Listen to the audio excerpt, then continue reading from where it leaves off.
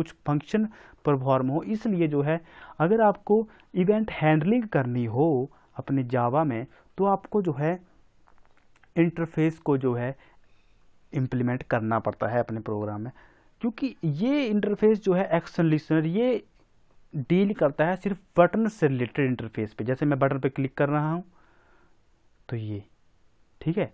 अब मान लो मेरे को कीबोर्ड से रिलेटेड जो है हैंडलिंग करना, जैसे मैं अगर माउस का दबाऊं, जैसे जैसे मैं कीबोर्ड का जी दबाऊं तो कुछ ऑपरेशन परफॉर्म हो, वो भी एक इवेंट हैंडलिंग ही है।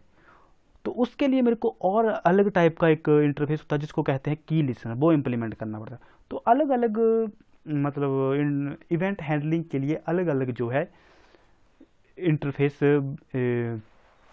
इंट्रोड्यूस किए हुए हैं जावा ने, ठीक है।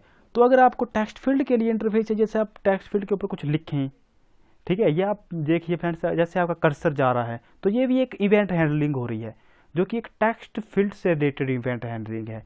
तो अगर आपको टेक्स्ट फील्ड से रिलेटेड इवेंट हैंडलिंग परफॉर्म करनी तो उसके लिए एक अलग इंटरफेस, एक अलग जो है इंटरफेस है, ठीक है। तो मैं जो है बटन पर यही जो है बटन पर ही जो है इवेंट हैंडलिंग कर रहा हूँ, तो इसलिए मैंने एक्शन लिसनर यहाँ पर यूज़ कर लिया है।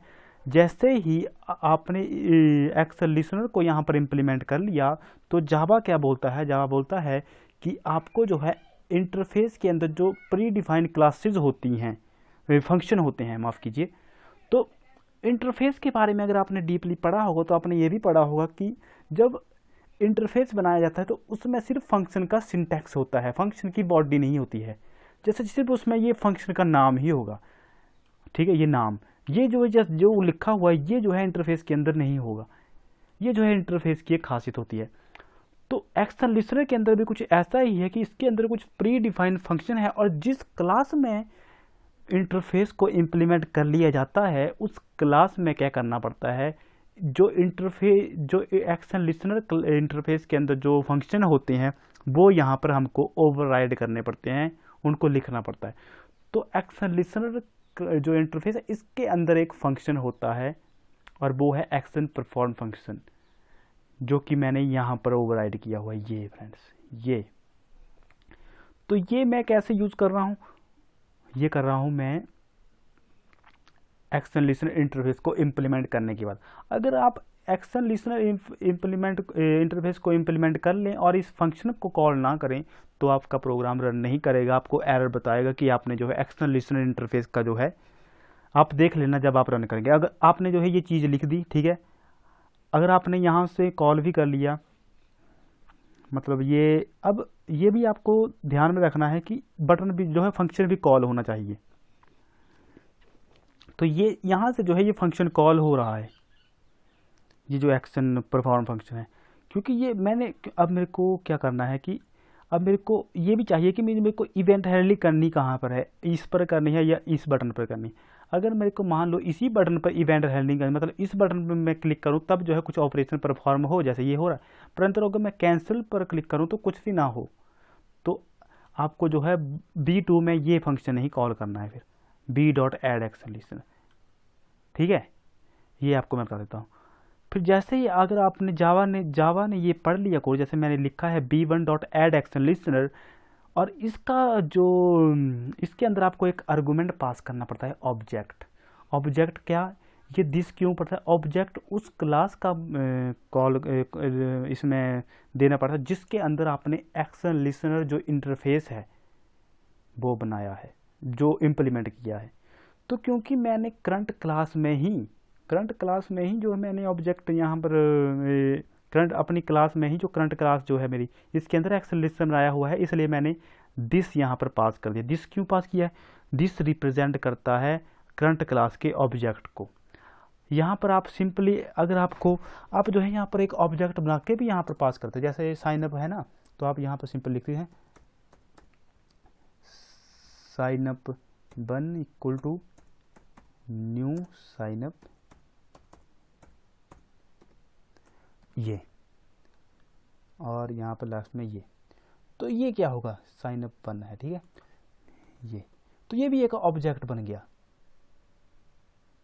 क्या नाम है क्लास, साइन अप 1 है, तो मेरा जो है क्लास का गलत नाम है, ठीक है, ये साइन अप है, एस जो है स्मॉल है। ये जो है आपकी जो क्लास है वो लिखना है आपको, ठीक है। ये अब देखिए एरर नहीं रहा है, sign up 1 equal to SIGN up. अच्छा, यहाँ ऑब्जेक्ट भी बनाना है आपको, ठीक है, ऑब्जेक्ट। ये देखिए फ्रेंड्स, तो आप दिस की जगह अगर ऑब्जेक्ट को पास करें तब भी आपके प्रोग्राम में कोई एरर नहीं है, देखा जैसे कि आप देख रहे हो कोई एरर नहीं है।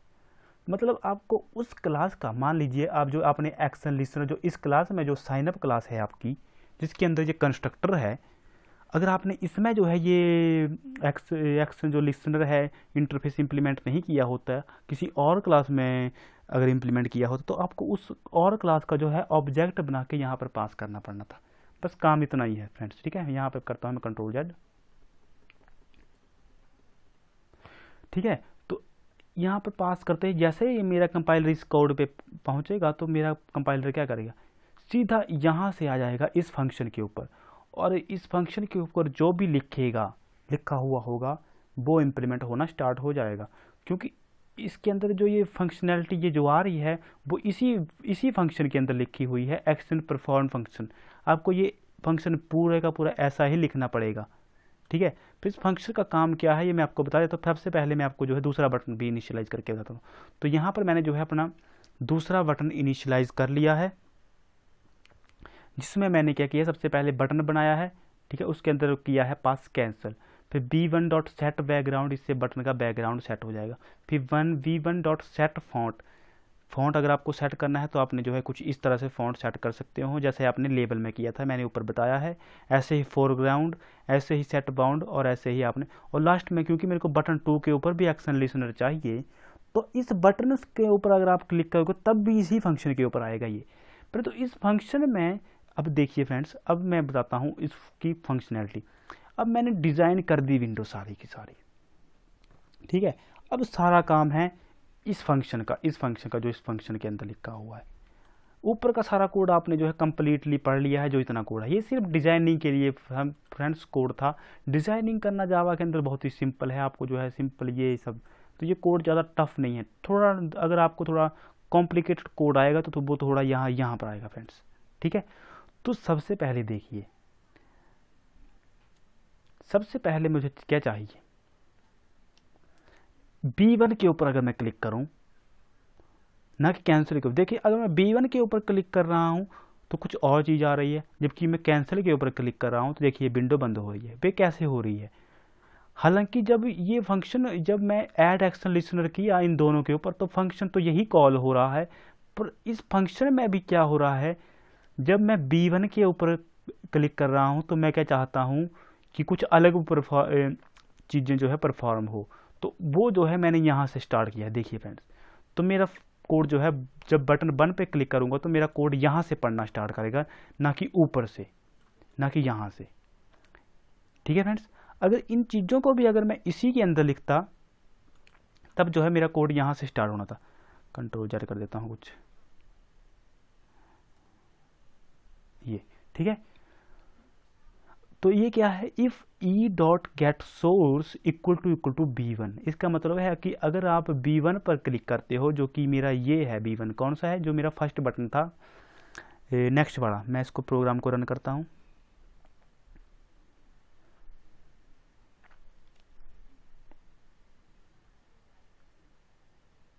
ये। तो अगर मैं इसके ऊपर क्लिक करूँ तो अलग हो, तो ये, और इसके ऊपर कैंसिल के ऊपर क्लिक करूँ तो कुछ अलग फंक्शनैलिटी जो है परफॉर्म हो, इसलिए जो है मैंने यहाँ पर कॉल किया। तो ऊपर वाले कोड को आप जो है इग्नोर कर दें, जो ऊपर लिखा है मैं आपको बताऊंगा कि ये जो है यहीं से कॉल होगा। जब इस बटन के ऊपर आगे से आगे वो जाएगा मेरा कंपाइलर, तो ये इस कोड को ऑटोमेटिकली कॉल करेगा, ठीक है। यही ऑब्जेक्ट ओरिएंटेड प्रोग्रामिंग का जो है बेनिफिट होता है, ठीक है। तो अगर B1 के ऊपर क्लिक करूं तो ये, अगर B1 के ऊपर अगर मैं क्लिक ना करूं, किसी और बटन के ऊपर क्लिक करूं, क्योंकि अगर B1 के बाद जो है मेरे ऊपर, मेरे इस प्रोग्राम में सिर्फ एक ही बटन है, तो यहाँ पर मैं सिर्फ एल्स करके जो है लिख सकता हूँ। जैसे ये जो है टैग देखिए फ्रेंड्स, ये येलो का यहाँ पर ख़त्म हो रहा है। तो अगर यहाँ से लेकर अगर B1 के ऊपर मान लो मैं क्लिक नहीं की, तो मैं B1 के ऊपर क्लिक नहीं कर रहा हूँ, तो अगर मैं B2 के ऊपर क्लिक कर रहा हूँ तो ये कोड जो एल्स के ऊपर लिखा हुआ है वो एग्जीक्यूट हो जाएगा। और इसमें मैंने क्या लिखा है, सेट विजिबल फॉल्स। इसका मतलब क्या है, जो मेरी करंट विंडो है, ये विंडो इस टाइम जो मेरे को शो हो रही है, ये शो होना बंद हो जाए अगर मैं इस पे ऊपर क्लिक करूँ। ये सिर्फ एक लाइन का कोड लिखा है मैंने इसके ऊपर, जबकि मैंने नेक्स्ट के ऊपर सारे का सारा जो है मेरा पूरे का पूरा इस पेज की फंक्शनैलिटी टिकी हुई है। ठीक है, तो चलिए चलते हैं B1 के ऊपर। तो सबसे पहले B1 के ऊपर मैंने क्या किया, ये लाइन यहाँ से पढ़ना स्टार्ट करेगा मेरा कंपाइलर। अब ये देखिए, इफ नेम डॉट इक्वल्स, ठीक है, इफ नेम डॉट इक्वल्स, ये खाली, ये अब नेम कहाँ से आ रहे हैं, ये जीमेल कहाँ से आ रहा है, इफ ये एड्रेस कहाँ से आ रहा है, ठीक है, ये आ रहा है, ये जो मेरी टेक्स्ट फील्ड लिखी हुई है ना फ्रेंड्स, इसके अंदर जो डाटा लिखा हुआ है वो जो है इसके अंदर है। अगर इसके अंदर मैंने कुछ लिखा हुआ है तो वो नेम के अंदर होगा। नेम एक वेरिएबल है, नेम है, जीमेल है, एड्रेस है, ये एक अलग अलग वेरिएबल है। ठीक है फ्रेंड्स, तो अब मेरे को अगर इन टेक्स्ट फील्ड के अंदर जो डाटा लिखा हुआ है, अगर मेरे को इनको गेट करना हो तो मेरे को क्या करना है, एक फंक्शन कॉल करना पड़ता है इन जो टेक्स्ट फील्ड का ऑब्जेक्ट बनाया है उनसे, और वो फंक्शन है गेट फंक्शन। तो जो है मैंने यहाँ ऊपर कॉल किया हुआ है, देखिए फ्रेंड्स यहाँ पर name equal to T1 dot get text, फिर कॉन्टैक्ट पे मैंने लिखा हुआ है T1 to T1 dot get text function क्या करेगा, क्योंकि T1 जो है मेरा नेम, जो ये मेरा ये फर्स्ट टेक्स्ट है, इसको रिप्रेजेंट कर रहा है। ठीक है, तो T1 डॉट गेट करके जो भी मैं इसके अंदर लिखूंगा, देखिए ये लिख दिया, और अगर मैं नेक्स्ट करूंगा, नेक्स्ट पे क्लिक करूंगा, तो ये जो है नेम के अंदर आ जाएगा। और अगर ये खाली होगा तो क्या होगा, अगर यहाँ पे मैं कुछ भी अगर यहाँ पे मैं कुछ ना लिखूँ, यहाँ पे मैं बिल्कुल ब्लैंक करके जो है नेक्स्ट पर क्लिक करूँ, तो क्या होगा, मेरा जो नेम वेरिएबल है उसके अंदर आएगा ब्लैंक है, एम्प्टी स्ट्रिंग। ठीक है, ऐसे ही अगर मुझे इसको अगर गेट करना है, मतलब दूसरे टेक्स्ट फील्ड को, तो मैंने क्या लिखा है T2 डॉट गेट, तो जो इसके अंदर